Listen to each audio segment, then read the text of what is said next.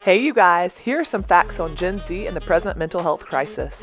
A point that I believe is worth emphasizing, made in the book Know, Be, Live, is that since the pandemic really resulted in an unparalleled mental health crisis in our country.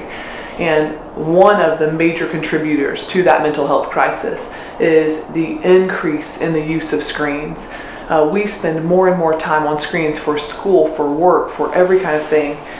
Pre-COVID, counselors and healthcare workers were already sounding alarms about the increase in moderate or severe depression that accompanies increased use of digital screens. In children, even more concerns were raised because during COVID, the pivot to online learning increased. There were commercial shutdowns and social distancing, all of which dramatically increased the screen time of children, young adults, and adults in general. And all of this has combined to devastate mental health, spiritual formation, and satisfaction with pat answers to existential questions. All of this data is being summarized by Dr. Gene Fant Jr.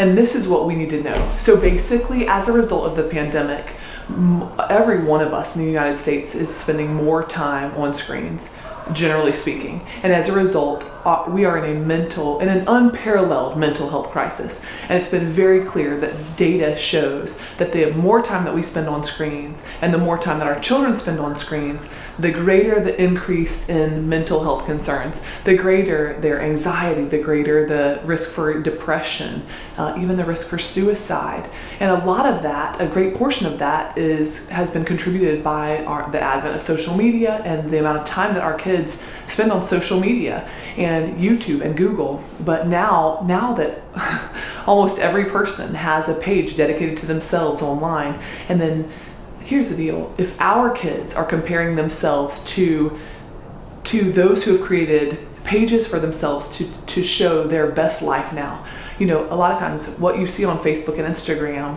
is the highlight reel for a person's life. So their very best moments, they are being shown in the very best light. And so for individuals to scroll through social media like Facebook and Instagram and they naturally will make comparisons and observations between themselves and what they see on social media.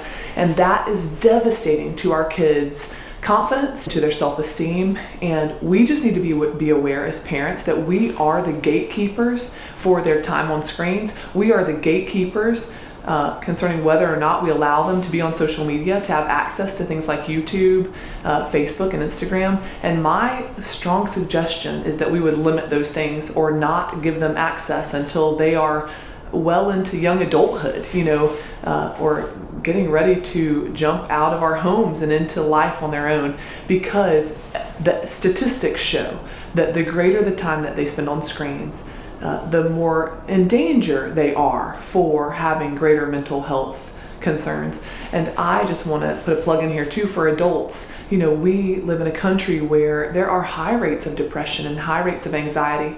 And I might argue, based upon the statistics, that it would bless adults tremendously to be off social media, to not be scrolling, because we are flesh and we can't help but compare ourselves to what we see on the screens.